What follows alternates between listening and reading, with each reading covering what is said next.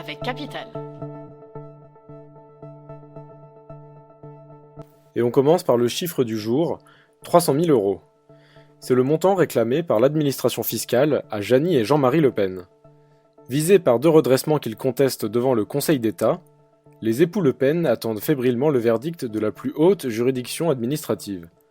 Ils sont notamment accusés par le fisc d'avoir dissimulé des fonds sur un compte suisse non déclaré en 2008. Autre grief de l'administration contre le couple, ne pas avoir déclaré aux impôts les indemnités de député européen de Jean-Marie Le Pen entre 2013 et 2015. Le coup de gueule du jour est poussé par une vingtaine de députés de droite. Ils veulent autoriser le Trésor public à saisir une partie du RSA ou des prestations familiales pour recouvrer les amendes impayées.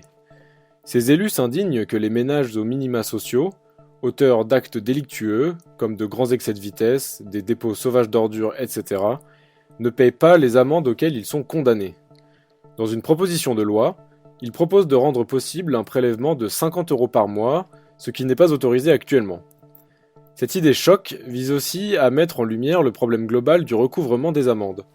À peine une amende pénale sur 2 est effectivement payée à l'État, soit une perte de plusieurs centaines de millions d'euros pour les finances publiques chaque année. Et on passe ensuite à l'info pratique du jour.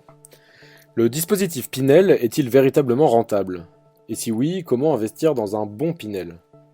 La star de l'investissement locatif va subir un gros lifting à partir de 2023, le gouvernement ayant décidé de réduire la voilure sur ce dispositif qu'il ne juge pas assez efficace. Selon un rapport de l'Inspection générale des finances, un Pinel sur 2 ne serait pas rentable.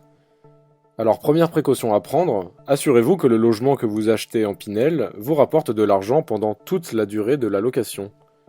Il vous faudra pour cela aussi vérifier quelques indicateurs clés. Retrouvez sur notre site tous nos conseils pour réaliser un bon Pinel. Et on termine par des trafiquants de cigarettes qui ont tenté de faire passer un impressionnant stock de tabac sur leur dos entre l'Andorre et la France. Ces 25 contrebandiers ont voulu franchir la frontière entre les deux pays dans la nuit de mardi à mercredi, à pied, avec leur cargaison sur le dos, à plus de 2000 mètres d'altitude et ce, malgré les récentes chutes de neige. Ils ont été surpris par un important dispositif douanier et se sont alors enfuis. Les forces de l'ordre ont ainsi pu mettre la main sur une impressionnante cargaison.